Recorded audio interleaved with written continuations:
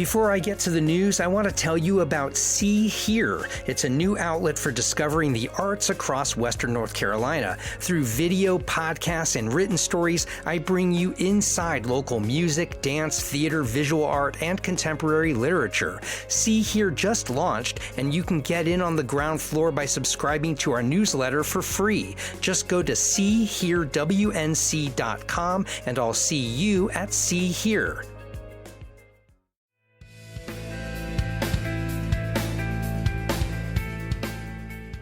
Wake up, Asheville. I'm Matt Peiken, and this is your local newscast for Monday, July 20th. 2 people were killed and 7 others wounded by gunshots early Sunday morning near the 250 block of Biltmore Avenue.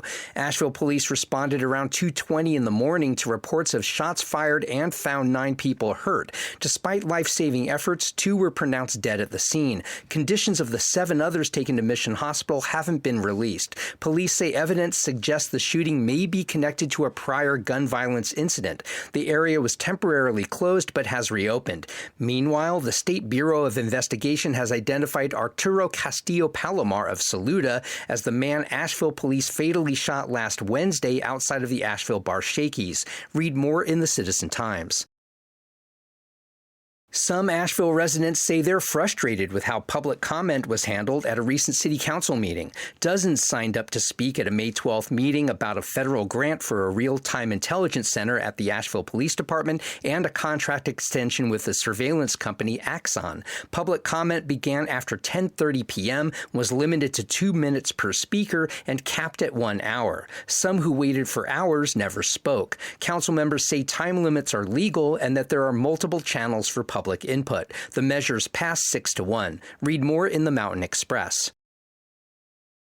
A Citizen Times reporter was denied entry to a publicly advertised campaign event this past Saturday for Republican U.S. Senate candidate Michael Whatley at the Waynesville Recreation Center.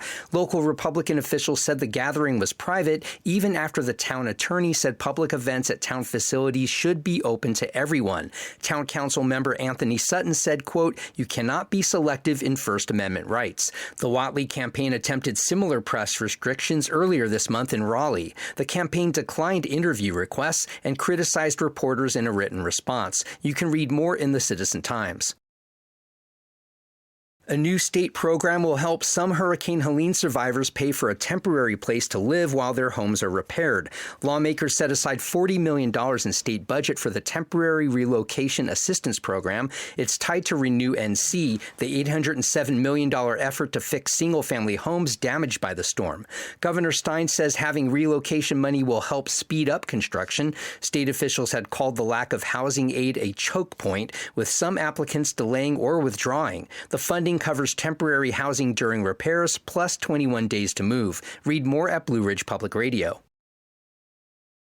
And housing advocates are encouraged by a bipartisan bill in Raleigh that would let some mid-rise apartment buildings in North Carolina use a single staircase instead of 2. Supporters, including Senator Julie Mayfield of Asheville, say ending the decades-old rule could cut costs, free up rentable space, and allow more flexible designs, potentially helping address Asheville's 34,000-unit housing gap. The proposal applies to buildings up to 75 feet tall with fire-resistant construction and sprinkler systems. Fire officials oppose it, warning it could hinder rescues and increase risk. The measure has stalled, but supporters say momentum is growing. Read more in the Asheville Watchdog.